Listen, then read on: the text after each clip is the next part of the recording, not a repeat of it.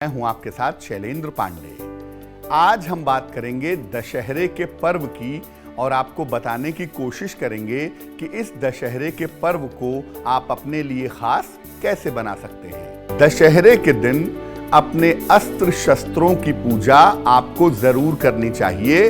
उन पर तिलक करके रक्षा सूत्र बांधना चाहिए।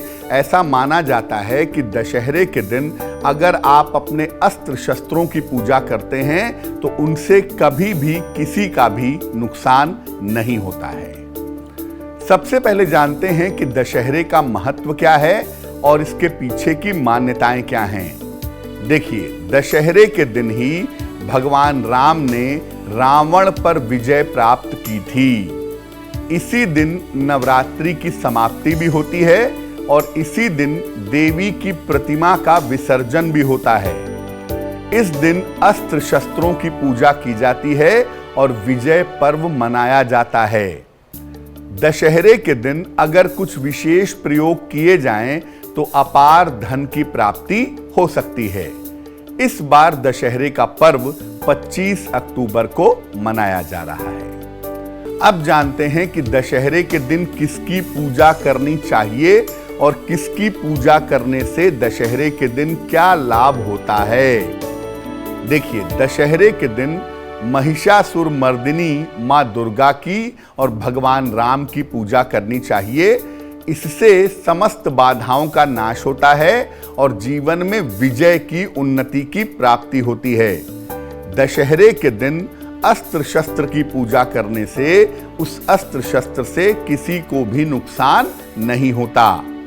दशहरे के दिन मां दुर्गा की पूजा करके आप किसी भी नए काम की शुरुआत कर सकते हैं और दशहरे के दिन अगर आप नवग्रह पूजा करते हैं तो इससे आपके नवग्रह नियंत्रित हो जाते हैं। अब ये जानते हैं कि नवरात्रि की पूजा का समापन कैसे करें और दशहरा कैसे मनाएं।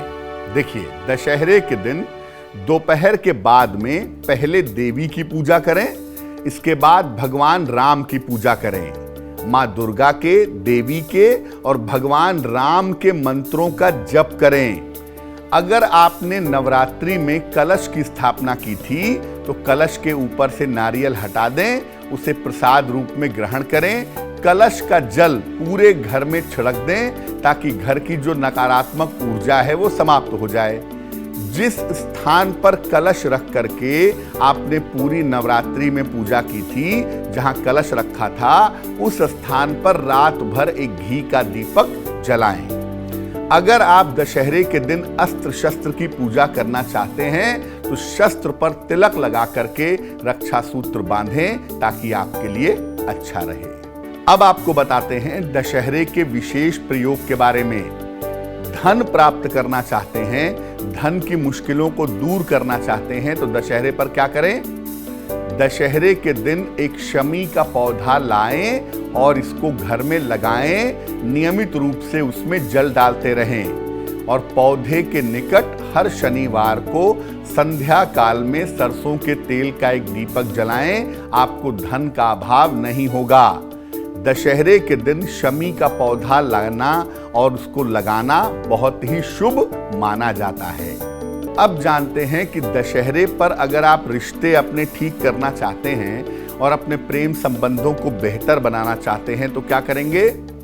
नवरात्रि में जो आपने जौ बोया था, इस जौ के उगने के बाद इसकी हरी कोपल ले लीजिए। जिस व्यक्ति से आपको रिश्ते ठीक रखने हैं या बनाने हैं, उसके हाथों में जौ की ये कोपलें दे दीजिए।